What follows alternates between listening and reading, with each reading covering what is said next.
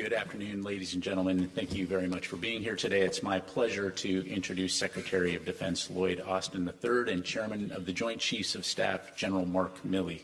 The Secretary and the Chairman will deliver opening remarks and then have time to take a few questions.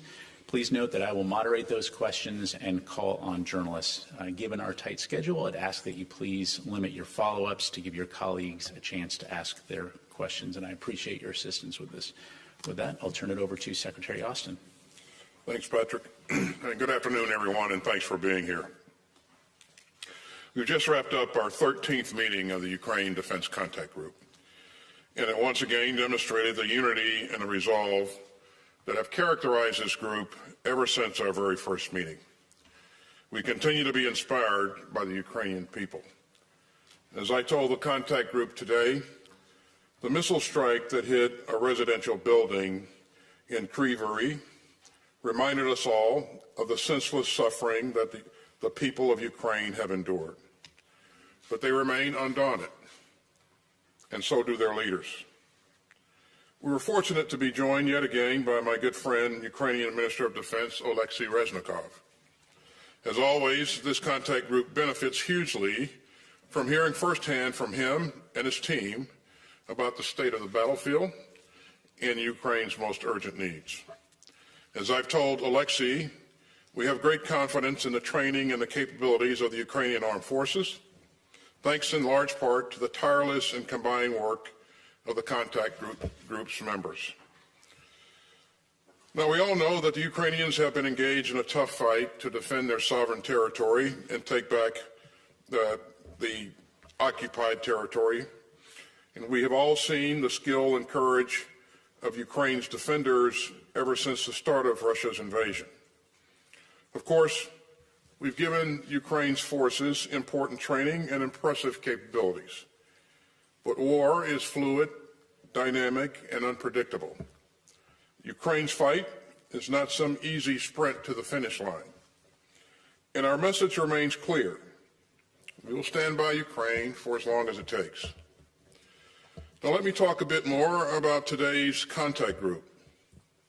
In addition to the briefings from Ukraine, we heard from the leaders of U.S. European Command, and they briefed us on future training plans, as well as efforts to maintain and sustain the equipment that we've already provided, and to ensure that Ukraine can do so for future equipment as well. We also heard from our friends from Germany and Poland on their work sustaining Ukraine's new Leopard tanks. And our colleagues from the Netherlands and Denmark shared the progress that they've made on plans to train Ukrainian pilots on fourth-generation fighter aircraft, including F-16s.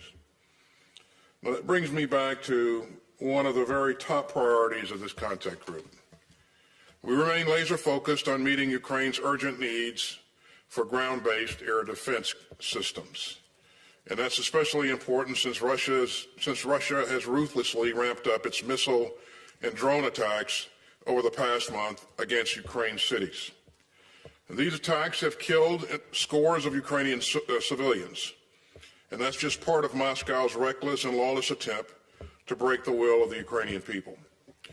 But Ukraine's air defenders have saved countless lives using air defense systems and interceptor missiles donated by members of this contact group. And our ongoing support will ensure that Ukraine can continue to defend its civilians, its cities, and its critical infrastructure. Now, several countries have stepped up today with new commitments for Ukraine. Canada committed another $500 million package to support Ukraine, and that will include more than 200 critical air defense missiles to help protect Ukraine's skies. And the United States, along with the UK, Denmark, and the Netherlands, all contributed funding for additional critical air defense missiles for Ukraine. Italy also announced its latest tranche of assistance, which includes highly critical capabilities that meet Ukraine's most urgent needs to defend itself. And several allies are beginning to think about supporting Ukraine for the long term.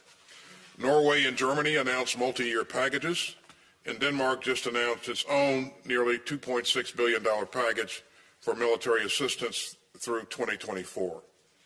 All these contributions underscore our unity in supporting Ukraine and in defending the rules-based international order that keeps us all secure. Ukraine has overcome so many obstacles, but more lie ahead. And Ukraine's troops and citizens do not stand alone. Thanks to the historic support of nations of goodwill from around the world, Ukraine is well positioned for the challenges still to come. As President Biden has said, our support will not waver, our resolve will not falter, and our unity will not crack. Make no mistake, we will stand with the Ukrainian people for as long as it takes. And with that, I'll turn it over to General Milley. Thank you, Secretary Austin, and good afternoon to everyone that's with us here today. For 16 months, the international community has stood together in defense of the rules-based international order. This coalition's commitment at this 13th meeting of the Ukrainian Defense Contact Group demonstrates our unwavering dedication to the ideals of sovereignty and self-determination. First, let me thank Secretary Austin for his steadfast leadership in fostering this global coalition. From the first meeting to the 13th today, without his leadership, these would not be happening. And thank you also to the ministers and chiefs of defense from some 50 nations that joined us today. To Ukrainian Minister of Defense Reznikov, my counterpart, General Zaluzny, who is not here today, but I did have a chance to talk to him the other day, and his representative, General Moisuk, who was here. Thank you for your unflinching resolve and determination in the face of immense adversity, and thank you also for the incredible bravery of the Ukrainian people. We stand here today not simply as a group of nations, but as a united front, standing for the values that are much larger than ourselves. We stand for the bedrock principles of national sovereignty and liberty, principles that Russia's illegal and unprovoked invasion of Ukraine clearly undermine. Putin's war of choice is not just a transgression against Ukraine. It is literally a frontal assault on the very international order that guarantees peace, prosperity, and freedom to all nations. The brave Ukrainian people continue to demonstrate their spirit of resilience, fighting relentlessly to reclaim their homeland from Russian occupation. Each day, the Ukrainians fight not just with steel and weapons, but with the iron will of their spirit. As President Zelensky has announced recently, the Ukrainians have embarked on an offensive operation to liberate their country. They're in the early stages, and it's far too early to make any definitive assessments. But I can tell you that each day, the Ukrainians demonstrate the courage and tenacity needed to methodically regain their territory. We have said before that war is dynamic. It is a contest of wills. As the Secretary just said, it's uncertain, it's violent, and as always, high cost. But we can be sure that Ukrainian bravery, competency, and preparedness will carry the day. We can be confident that this contact group has given Ukraine the tools that it needs to succeed, and we know that the will of the Ukrainian people will continue to resonate far beyond their borders. In fact, it will resonate throughout the globe. Their actions echo the voices of all people who cherish freedom and the rights to determine their own fate against tyranny. Our assistance to Ukraine supports their cause to remain free and independent. It represents our commitment to what binds us as nations operating within the rules-based international order. We have and we will continue to offer wide-ranging support, from providing sophisticated combined arms capabilities to intelligence to training of Ukrainian forces to be more effective on the battlefield. Through a global effort, more than 6,000 Ukrainians are being trained right now at 40 different locations, training locations, in 65 courses in 33 nations on 3 continents. That is all happening right now, today. Since the beginning of the war, the United States has trained over 11,000 Ukrainians in combined arms maneuver and staff training. The U.S. training effort has created 12 maneuver battalions and nearly 5,000 operators that are fighting those machines right now, along with their combined arms staffs. We are currently training 3 battalions, a tank battalion and 2 territorial National Guard battalions. All in all, The international effort has trained almost 60,000 Ukrainian soldiers for this current operation, and many of whom are engaged in close combat as we stand here today. Last week, the United States released another Ukrainian Security Assistance Initiative package totaling several billion dollars, $2 billion. This package procures critical capabilities, including Patriot munitions, Hawk air defense systems, artillery, rocket munitions, maintenance, sustainment support, and much more. Additionally, this week, we released our latest drawdown package of $325 million. From our current stocks, we are providing Ukraine air defense munitions, Gimlers, long-range artillery, artillery rounds, 155, Bradley, Strikers, and many other capabilities. Over the past year, we have seen the strength of Ukraine because of the international coalition and the impact of our collective support, along with the courage of the Ukrainian people. We see Ukrainian forces displaying exceptional skill in operating complex systems like Patriot, armored vehicles, and HIMARS. We see Ukrainians effectively leveraging anti-armor weapons, advanced munitions, and sophisticated air defense systems. Our commitment to Ukraine extends far beyond the here and the now. It is not defined by time or convenience, but it is defined by the principles of democracy, freedom, and the international rule of law. It is a pledge that upholds the international order to ensure that every nation, big or small, can live in peace, enjoying its rightful sovereignty without fear of unprovoked aggression. As the President of the United States and Secretary of Defense Austin have consistently stated over and over again, the United States remains committed to supporting Ukraine for as long as it takes. We will continue to provide Ukraine with the means to fight until Russia ends this unprovoked aggression. Thank you, and I look forward to your questions. Thank you both, gentlemen. First question, go to Dan Lamothe, Washington Post.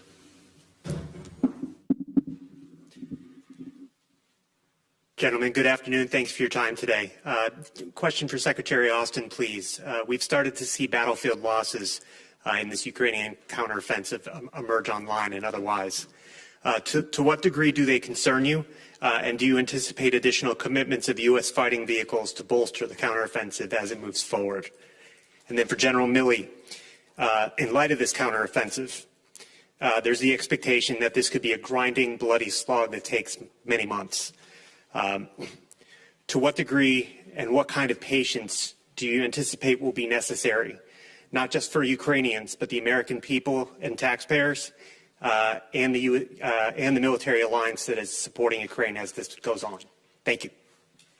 Thanks, Dan. Regarding battlefield losses of vehicles and equipment, this is a war. So we know that there will be battle damage on both sides.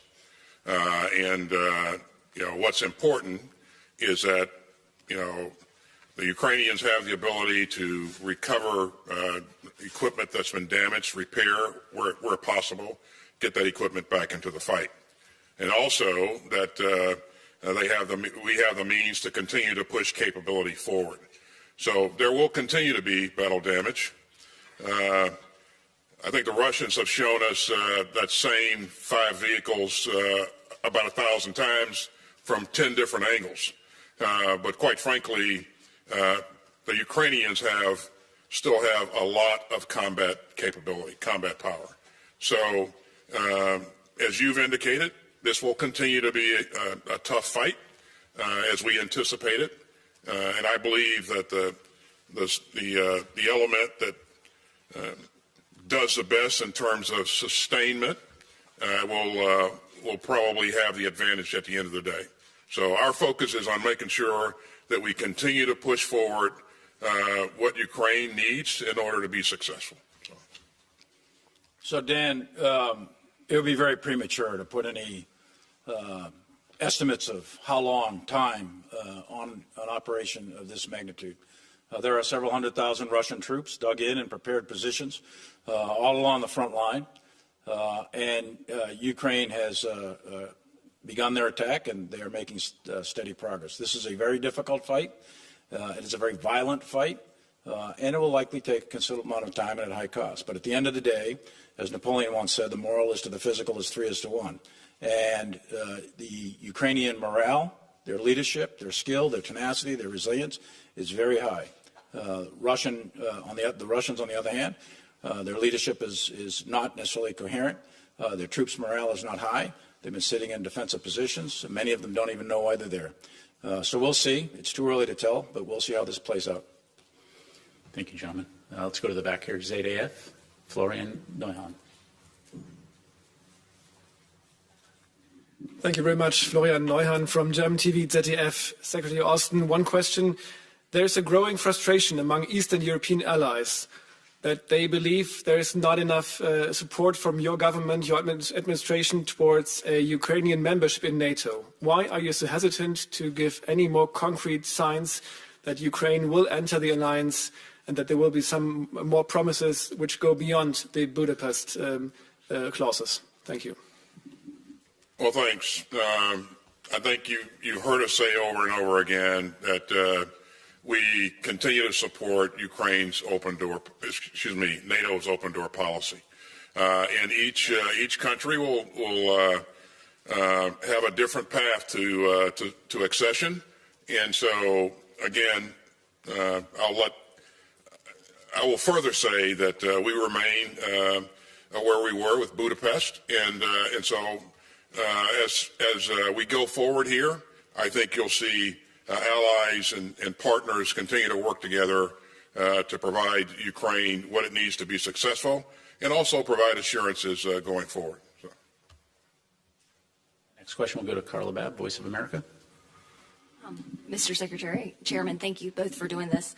Mr. Secretary, what has the U.S. committed to provide to the F-16 training program for Ukrainians, specifically trainers, munitions, jets? And can you provide us with any more details on the overall F-16 training plans? And Chairman Milley, the indictment of former U.S. President Trump includes a transcript of him discussing a classified document about plans to attack a country. How concerning is it to you that a former president, or any U.S. official for that matter, is willing to discuss classified military plans and consider using those plans to settle personal scores? Thanks, Carla. Let me start with the F-16 question here. First, let me say how much I really appreciate the Netherlands and Denmark stepping up to lead this consortium. And they are outlining the plan for training. And there are a number of other countries that have joined in and volunteered to help in this effort. And so this work continues.